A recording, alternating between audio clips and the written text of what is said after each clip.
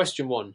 Cardiovascular system. A 62-year-old male presents to the emergency department with acute onset chest pain radiating to his left arm, associated with diaphoresis and nausea. His electrocardiogram shows St. segment elevations near Roman and F. Which artery is most likely occluded, and what is the next best step in management?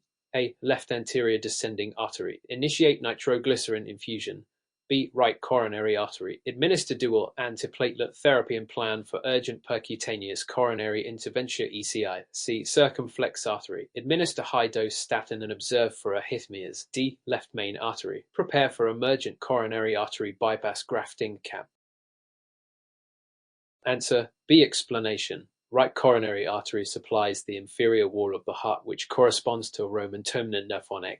St. segment elevation myocardial infarction STEMI in these leads suggests occlusion of the right coronary artery. Management per American College of Cardiology AC and American Heart Association AHA guidelines includes immediate administration of dual antiplatelet therapy, aspirin and inhibitor, and urgent PCI to restore coronary perfusion. Incorrect options. A. The left anterior descending artery is associated with anterior wall infarctions, VV leads. Nitroglycerin is used cautiously and is not the primary treatment. C. Circumflex artery involvement typically affects the lateral leads IAVA V6. High-dose statin is part of secondary prevention, not acute management. D. Left main artery occlusion causes widespread ischemia and often requires CAMG, but this is not indicated based on the described EC findings. Question 2. Neurology scenario-based. Mr. Thomas, a 48-year-old truck driver, presents with sudden onset right-sided weakness and slurred speech. He has a history of hypertension but is otherwise healthy. On physical exam, he has a right-sided facial droop and inability to lift his right arm against gravity. His symptoms began 90 minutes ago. What is the most appropriate next step in his management? A. Initiate thrombolysis with intravenous tissue plasminogen activator TPA. B. Perform a non-contrast CT scan of the brain to rule out hemorrhage. C. Start aspirin therapy immediately and arrange for an outpatient MRI. D. Administer antihypertensive medications to control blood pressure aggressively. Answer B. Explanation. Non-contrast CT imaging is the first step to differentiate ischemic stroke from hemorrhagic stroke. If imaging confirms ischemia without evidence of hemorrhage, the patient is eligible for thrombolysis with TPA if within the 4.5-hour time window as outlined in Hauser stroke guidelines. Incorrect options. A. TPA is contraindicated before confirming the absence of hemorrhage via imaging. C.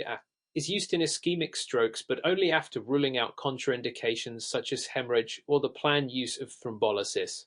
D. Blood pressure is carefully managed but not aggressively reduced in acute ischemic strokes unless it exceeds critical thresholds 185/100 TmHg for EPA candidates. Question 3. Endocrine system. A 45-year-old woman with a history of hypothyroidism presents with fatigue, weight gain, and constipation. Physical exam reveals dry skin and delayed relaxation of deep tendon reflexes. Her thyroid function tests show a level of 12 UML normal, 0.4 4.0 UML, and free T level of 0.8 HDL normal, 0.9 2. DL. Which of the following is the most appropriate next step? A. Increase the dose of her current levothyroxine therapy. B. Check serum cortisol levels to rule out adrenal insufficiency. C. Initiate combination therapy with levothyroxine and leothyronine. D. Perform thyroid ultrasound to evaluate for nodules or malignancy. Answer A. Explanation. Elevated TH and low free T confirm overt hypothyroidism. Management involves optimizing levothyroxine therapy, adjusting the dose based on TH levels and clinical response. Incorrect options. B. Adrenal insufficiency is not suggested by this presentation or lab findings. C. Combination therapy with leothyronine is not recommended per American Thyroid Association (OSA) guidelines. Most patients. D. Thyroid ultrasound is not necessary unless there are palpable nodules or concerning symptoms like dysphagia or hoarseness. Question 4. Topic. Neurology. A 55-year-old man presents with a sudden onset of right-sided weakness and difficulty speaking. He has a history of hypertension, diabetes, and atrial fibrillation, but has not been on anticoagulation therapy. On physical exam, he is alert but has slurred speech, facial droop on the right, and a right-sided hemiparesis. Which of the following is the next best step in management? A. Administer aspirin immediately. B. Obtain a non-contrast CT scan of the head. C. Start intravenous heparin therapy. D. Perform a carotid ultrasound. Answer: B. Obtain a non-contrast CT scan of the head. Explanation: this patient exhibits signs and symptoms of an acute stroke, and the first step in managing a suspected stroke is to differentiate between ischemic and hemorrhagic stroke. A non-contrast CT scan of the head can rapidly identify hemorrhagic strokes and guide further treatment. A. Administer aspirin immediately. Incorrect. Aspirin is beneficial in ischemic strokes but should not be given until hemorrhagic stroke is ruled out. C. Start intravenous heparin therapy. Incorrect. Anticoagulation is not the first-line treatment in acute stroke management and is contraindicated in hemorrhagic stroke. D. Perform a carotid ultrasound. Incorrect. Carotid ultrasound can be used for evaluating stroke etiology, but is not a priority in acute management. Relevant guidelines. According to the American Heart Association, AHEM, non-contrast CT is the standard initial imaging modality for acute evaluation.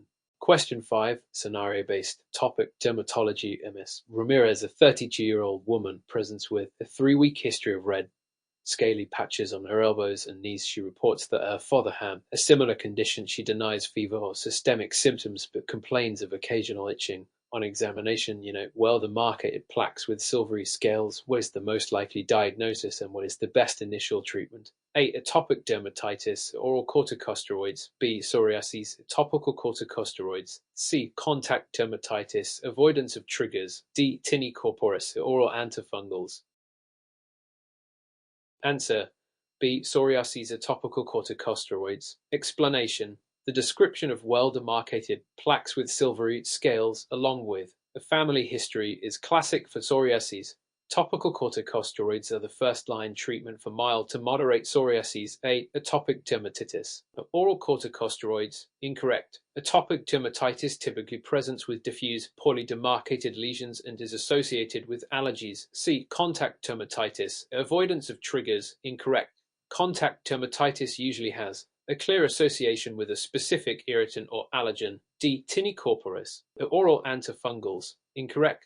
Tinea corporis lesions are usually annular with central clearing and lack the silvery scaling seen in psoriasis. Relevant guidelines. National Psoriasis Foundation recommends topical corticosteroids as the cornerstone for mild to moderate disease. Question 6. Topic: cardiovascular system. A 67-year-old woman with a history of hypertension and hyperlipidemia presents with chest pain that began 2 hours ago. The pain is described as pressure-like and radiates to her left arm.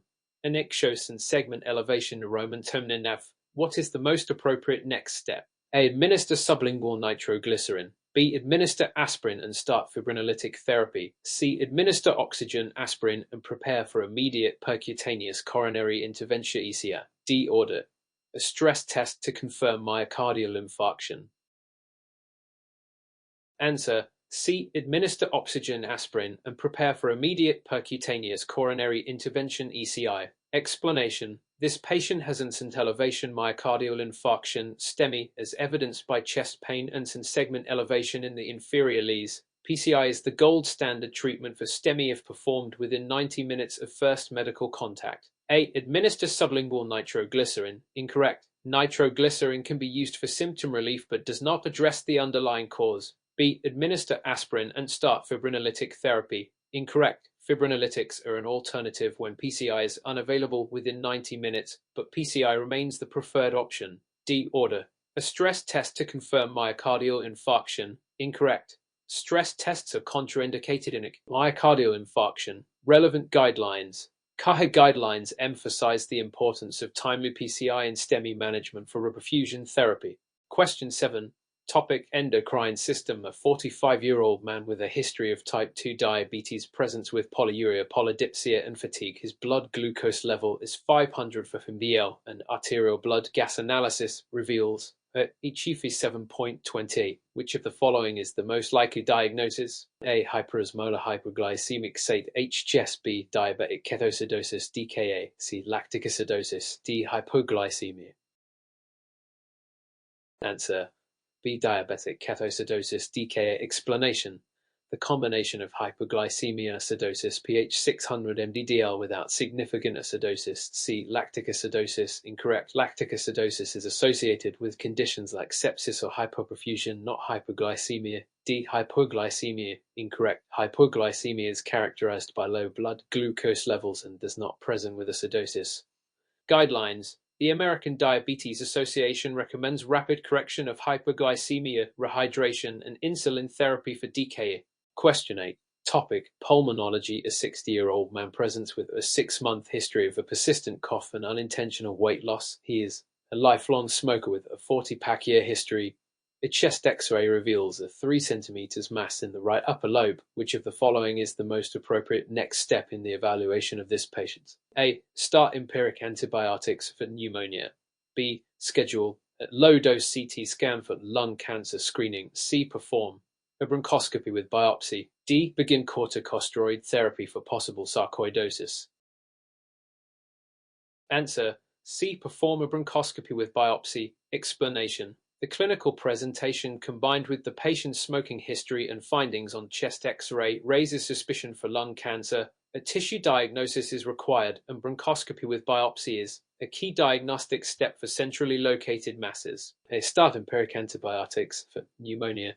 Incorrect. There is no evidence of infection such as fever or productive cough. B. Schedule a low-dose CT scan for lung cancer screening. Incorrect. Screening is not appropriate in the presence of an identified mass. D. Begin corticosteroid therapy for possible sarcoidosis. Incorrect. Sarcoidosis would present with bilateral hilar lymphadenopathy rather than a solitary lung mass. Question 9. Topic: Gastroenterology. A 50-year-old woman presents with abdominal pain, bloating, and diarrhea. She reports that her symptoms worsen after eating bread or pasta. On examination, she appears mildly anemic. What is the best initial diagnostic test to confirm the suspected diagnosis? A. Colonoscopy. B. Stool culture. C. Serum anti-tissue transglutaminase anti-TG antibody test. D. Hydrogen breath test. Answer: C. Serum anti-tissue transglutaminase anti-TG antibody test. Explanation: the patient's symptoms and association with gluten-containing food suggest celiac disease. The anti-TG antibody test is the most sensitive and specific initial test for diagnosing celiac disease. A. Colonoscopy. Incorrect. Colonoscopy is used to evaluate other gastrointestinal conditions such as id or colorectal cancer. B. Stool culture. Incorrect. Stool culture is used for infectious diarrhea. D. Hydrogen breath test. Incorrect. This test is used for diagnosing lactose intolerance, not celiac disease. Question 10. Topic: Infectious diseases. A 25-year-old woman presents with a 2-day history of dysuria, increased urinary frequency, and lower abdominal discomfort. She denies fever or vaginal discharge. A urine dipstick test shows positive nitrites and leukocyte esterase. What is the most likely diagnosis and the best initial treatment? A. Pyelonephritis. A. Efferixone. B. Cystitis or oral nitrofurantoin. C. Urethritis or oral azithromycin. D. Vaginitis at topical metronidazole. Answer: B. Cystitis at oral nitrofurantoin. Explanation: the patient's symptoms and urinalysis findings are consistent with uncomplicated cystitis urinary tract infection (UT). Oral nitrofurantoin is first-line treatment for uncomplicated UTs. A. Pyelonephritis. Erixone. Incorrect. Pyelonephritis presents with flank pain and systemic symptoms like fever. C. Urethritis. Oral azithromycin. Incorrect. Urethritis typically presents with urethral discharge and is often caused by styes. D. Vaginitis. Topical metronidazole. Incorrect. Vaginitis presents with vaginal discharge and itching, not urinary symptoms. Question 11. Scenario-based. Topic: Pediatrics. A 3-year-old child is brought to the clinic with a barking cough, hoarseness, and mild difficulty breathing, which worsens at night. On exam, the child has stridor arrest. The parents report no history of vaccinations. What is the most likely diagnosis and the best initial management? A. Bronchiolitis, supportive care. B. Epiglottitis, immediate intubation. C. Croup nebulized epinephrine and corticosteroids. D. Foreign body aspiration, bronchoscopy. Answer: C. Croup nebulized epinephrine and corticosteroids. Explanation: the child's barking cough, stridor, and worsening symptoms at night are classic for croup viral illness causing upper airway obstruction. Nebulized epinephrine reduces airway swelling, and corticosteroids help decrease inflammation. A. Bronchiolitis is supportive care. Incorrect. Bronchiolitis presents with wheezing and low respiratory symptoms, not stridor. B. Epiglottis, immediate intubation. Incorrect. Epiglottitis presents with drooling, muffled voice, and toxic appearance. D. Foreign body aspiration, a bronchoscopy. Incorrect. Foreign body aspiration usually has sudden onset and may cause localized wheezing or asymmetric breath sounds. Question 12. Topic: Hematology. A 35-year-old woman presents with fatigue and heavy menstrual bleeding. Laboratory tests reveal hemoglobin of 9.5 gram, CV of 72 FL, and serum ferritin of 8 ngml. What is the most likely cause of her anemia? A. Vitamin B deficiency. B. Iron deficiency anemia. C. Anemia of chronic disease. D. Thalassemia. Answer: B. Iron deficiency anemia. Explanation: the patient's microcytic anemia, low MCV, low serum ferritin, and history of heavy menstrual bleeding strongly suggest iron deficiency anemia. A. Vitamin B deficiency. Incorrect. Vitamin B deficiency causes macrocytic anemia, high MCV. C. Anemia of chronic disease. Incorrect. This is associated with normal or increased ferritin levels and inflammatory conditions. D. Thalassemia. Incorrect. Thalassemia may also cause microcytic anemia, but serum ferritin levels are typically normal or high. Let me know if you'd like more questions or specific topics. Question 13. Topic: Cardiology. A 55-year-old man presents with chest pain that occurs during exercise and is relieved with rest. The pain does not radiate and is associated with shortness of breath. What is the most likely diagnosis and the next best step in management? A. Acute coronary syndrome. Administer aspirin and for PCI. B. Stable angina. Perform a stress test. C. Pericarditis. Order an echocardiogram. D. Gastroesophageal reflux disease. GERD. Initiate a proton pump inhibitor. Answer: B. Stable angina. Perform a stress test. Explanation: the patient's symptoms, relieved by rest and associated with exertion, are classic for stable angina. Stress test is the next diagnostic step to evaluate for ischemia, A. Acute coronary syndrome. Administer aspirin and for PCI. Incorrect. Acute coronary syndrome causes chest pain at rest and typically requires urgent intervention. C. Pericarditis. Order an echocardiogram. Incorrect. Pericarditis pain worsens with lying down and improves when sitting forward. D. Gastroesophageal reflux disease. GERD. Initiate proton pump inhibitor. Incorrect. GERD-related pain is often positional and associated with meals, not exertion. Question 14. Topic: Neurology. A 70-year-old woman presents with a sudden onset of right-sided weakness and slurred speech lasting 45 minutes. Symptoms resolved by the time she arrived at the hospital. CT of the head shows no acute abnormalities. What is the most likely diagnosis? A. Transient ischemic attack. TIA. B. Ischemic stroke. C. Seizure with postictal paralysis. D. Migraine with aura. Answer: A. Transient ischemic attack. TIA. Explanation: the brief duration of neurologic symptoms with complete resolution suggests a TIA. CT is typically normal, and further evaluation with carotid imaging and echocardiography is warranted to identify the source of emboli. B. Ischemic stroke. Incorrect. Ischemic stroke causes persistent neurologic deficits. C. Seizure with postictal paralysis. Incorrect. Postictal paralysis. Paralysis follows seizures but does not resolve as quickly. D. Migraine with aura. Incorrect. Migraine aura typically includes visual disturbances in gradual symptom onset.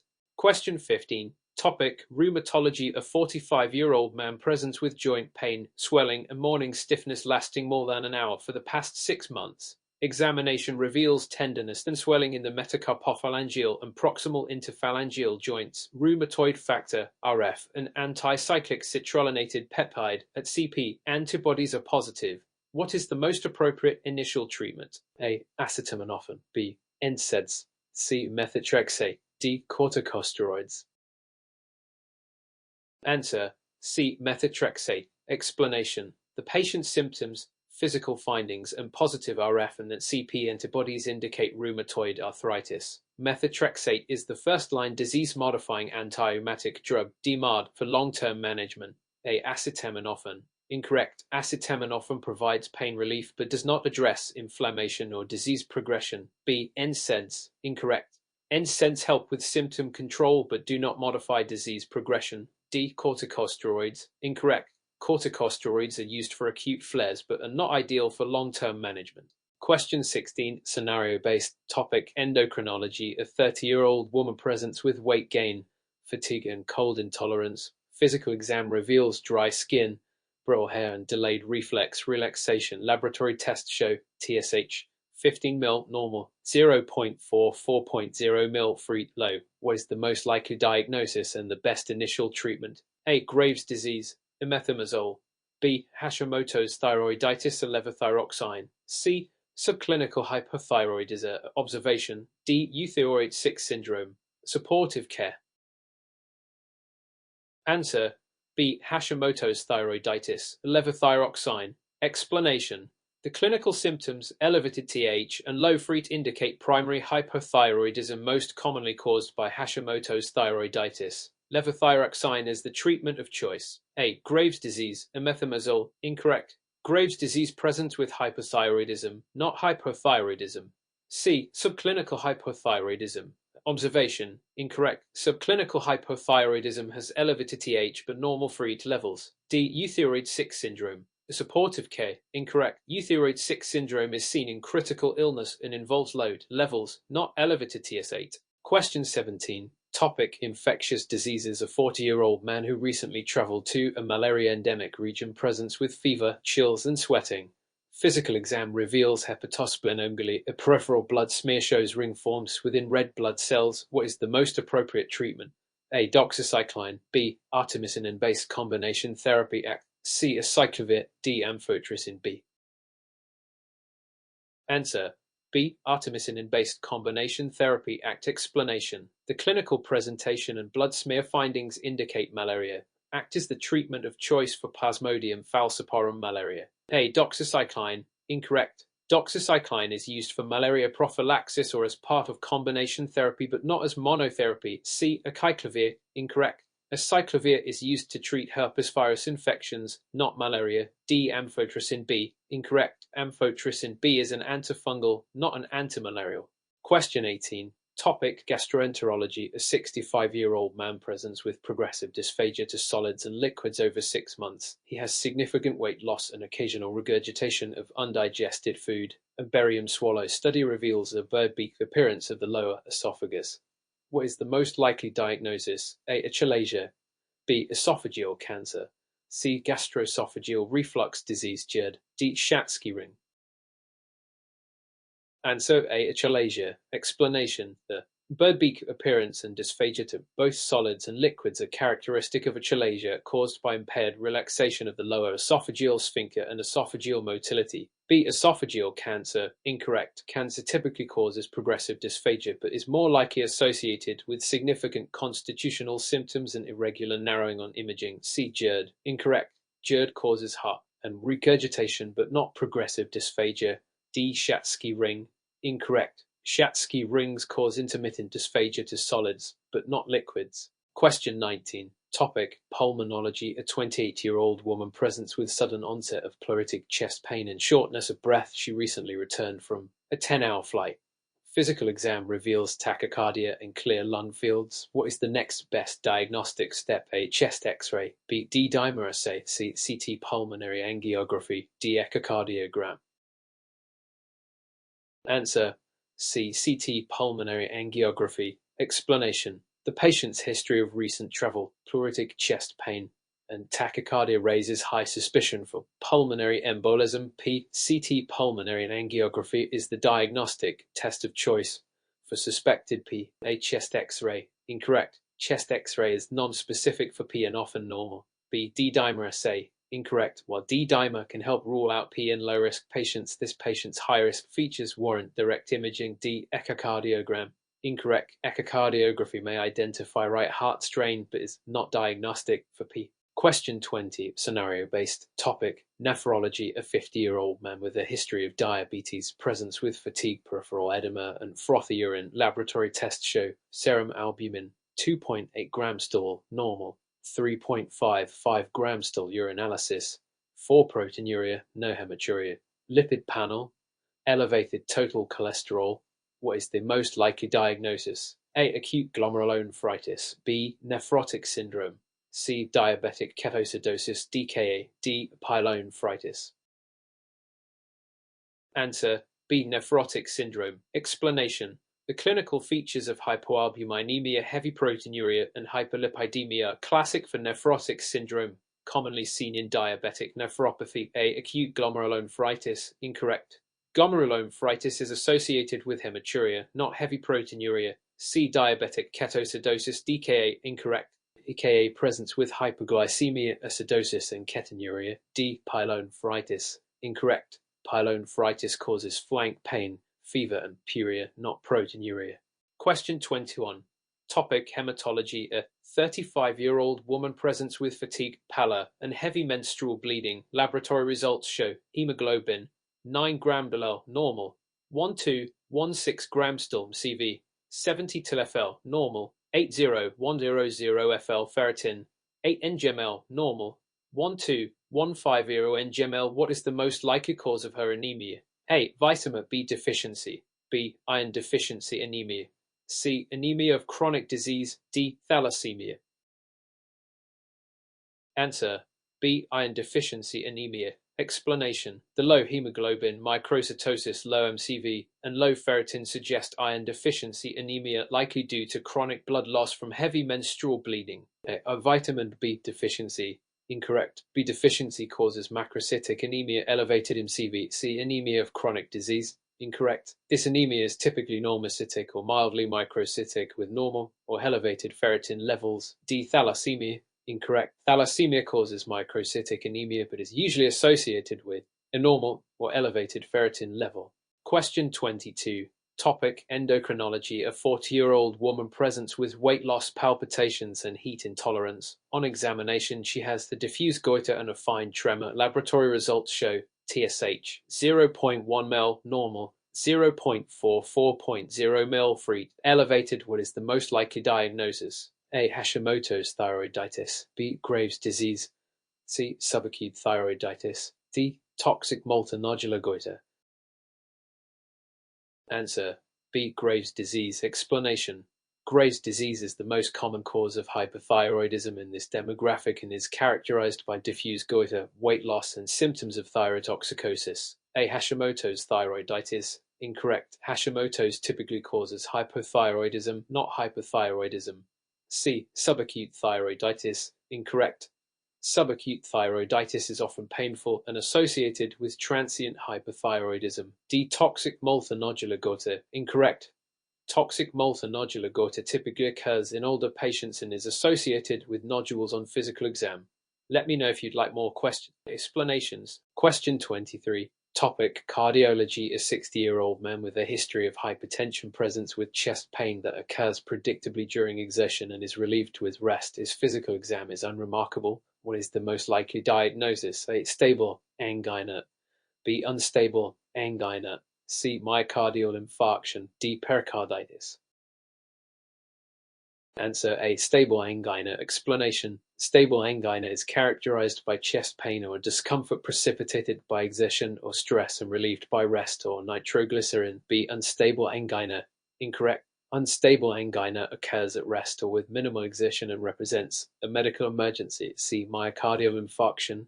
Incorrect. Myocardial infarction is associated with prolonged severe chest pain and elevated cardiac biomarkers. D. Pericarditis. Incorrect. Pericarditis causes sharp chest pain that worsens with inspiration and improves when sitting up. Question 24. Scenario-based. Topic: neurology. A 50-year-old woman presents with sudden onset right-sided weakness and difficulty speaking. Her symptoms began 2 hours ago.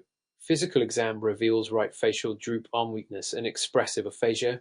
What is the next best step in management? A. CT scan of the head without contrast. B. Start aspirin therapy immediately. C. Perform lumbar puncture. D. Initiate Roman rhombolytic therapy. Answer A. CT scan of the head without contrast. Explanation: a non-contrast CT scan of the head is necessary to rule out hemorrhagic stroke before considering thrombolytic therapy. B. Start aspirin therapy immediately. Incorrect. Aspirin is used after ruling out hemorrhagic stroke. C. Perform lumbar puncture. Incorrect. Lumbar puncture is not indicated for acute stroke evaluation. D. Initiate Roman rhombolytic therapy. Incorrect. Thrombolytics can only be given after confirming no intracranial hemorrhage. Question 25. Topic: gastroenterology. A 45-year-old woman presents with intermittent right upper quadrant abdominal pain, especially after fatty meals. An abdominal ultrasound shows gallstones but no signs of inflammation. What is the most appropriate management? A. Observation with dietary modification. B. Cholecystectomy. C. Endoscopic retrograde cholangiopancreatography. D. Antibiotics and supportive care. Answer: B. Cholecystectomy. Explanation: this patient has symptomatic cholelithiasis, gallstones causing pain, which is best managed with elective cholecystectomy to prevent complications like cholecystitis or pancreatitis. A. Observation with dietary modification. Incorrect. While dietary changes may reduce symptoms, definitive treatment requires surgery. C. Incorrect. ERP is used for gallstones in the bile ducts, not in the gallbladder. D. Antibiotics and supportive care. Incorrect. There is no evidence of infection in this patient. Question 26. Topic: infectious diseases. A 30-year-old man presents with fever, headache, stiff neck, and photophobia. A lumbar puncture revered with 1200, 90% neutrophils, protein, 150 mdDL, glucose, 30 mdDL. What is the most likely cause of his symptoms? A. Viral meningitis. B. Bacterial meningitis. C. Fungal meningitis. D. Tuberculous meningitis. Answer: B. Bacterial meningitis. Explanation: the findings of neutrophilic pleocytosis, elevated protein, and low glucose are classic for bacterial meningitis. A. Viral meningitis. Incorrect. Viral meningitis shows lymphocytic predominance, normal glucose, and mildly elevated protein. C. Fungal meningitis. Incorrect. Fungal meningitis often shows lymphocytic predominance and occurs in immunocompromised patients. D. Tuberculous meningitis. Incorrect. Tuberculous meningitis shows lymphocytic predominance with low glucose and occurs more insidiously. Question 27. Topic: endocrinology. A 55-year-old man presents with polyuria, polydipsia, and unintentional weight loss over 3 months. His fasting glucose is 200 ppmdl and hemoglobin AC is 10.5%. What is the most likely diagnosis? A. Type 1 diabetes mellitus. B. Type 2 diabetes mellitus. C. Diabetes insipidus. D. Cushing's syndrome.